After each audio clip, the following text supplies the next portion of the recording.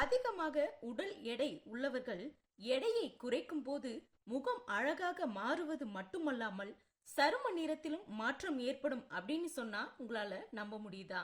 ஆமாங்க, அதை பத்தி தான் நாம இந்த வீடியோல பார்க்க போறோம்.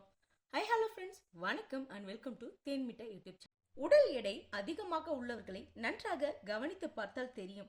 சூரிய ஒளிப்படாத சருமத்தின் நிறமும் முகம் கழுத்தில் உள்ள சருமத்தின் நிறத்திற்கும் நிறைய மாறுபாடுகள் இருக்கும். முகம் மற்றும் கழுத்து பொதுவாகவே உடல் எடை அதிகம் உள்ளவர்களுக்கு கருப்பாகவே இருக்கும். உடல் எடை அதிகமாக இருக்கும் போது நம் உடலில் இன்சுலின் எதிர்ப்பு தன்மை சரியாக வேலை செய்யாது. இன்சுலின் சரியாக வேலை செய்யாத காரணத்தினால் நம் உடல் அதிகமாக இன்சுலினை சுரக்க ஆரம்பிக்கும். இன்சுலின் லைக் growth factor 1 அதனுடைய ரிசப்டர் ரத்தத்தில் இருக்கும் அங்கே சென்று சேர்ந்துவிடும். இதுவே சருமம் தடினமாக காரணமான கெரட்டினோசைட்டை அதிகரித்துவிடும். அது மட்டுமல்லாமல் நம்முடைய சரும நிறத்திற்கு காரணமான மெலானின் என்னும் பிக்மெண்டை அதிகமாக சுரக்க வைத்துவிடும். அதனால்தான் உடல் எடை அதிகமாக இருப்பவர்களுக்கு அக்குள், கழுத்து போன்ற இடங்களில் கருமை அதிகமாக உள்ளது. எனவே உடல் எடையை குறைக்கும் போது இன்சுலின் எதிர்ப்பு தன்மை அருமையாக கட்டுக்குள் வரும்.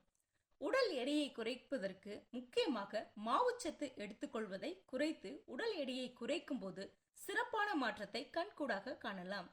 பொதுவாகவே கழுத்து, அக்குள் போன்ற நிறங்கள் கருமையாக மாறுவதனால் அழகு சாதன பொருட்களில் அதிகமாக செலவிடுகிறோம். இதற்காக அதிகமாக அழகு சாதன பொருட்களான ஃபேஸ் கிரீம், டோனர் போன்றவற்றை பணம் கொடுத்து வாங்கி பயன்படுத்துவதை விட்டுவிட்டு சரியான உணவு முறையை கடைபிடிக்கலாம். மாவுச்சத்துள்ள உணவுகளை குறைவாக எடுத்துக்கொள்ளுங்கள். உடல் எடையை குறைக்கலாம். உடற்பயிற்சி செய்யுங்கள். இதையெல்லாம் தொடர்ந்து செய்து வந்தாலே ஹைப்பர் பிக்மெண்டேஷன் என்று சொல்லப்படும் சருமத்தில் ஏற்படும் நிற மாற்றம் அருமையாக 3 முதல் 6 மாதத்திற்குள் கட்டுக்குள் வரும் என்பது குறிப்பிடத்தக்கது.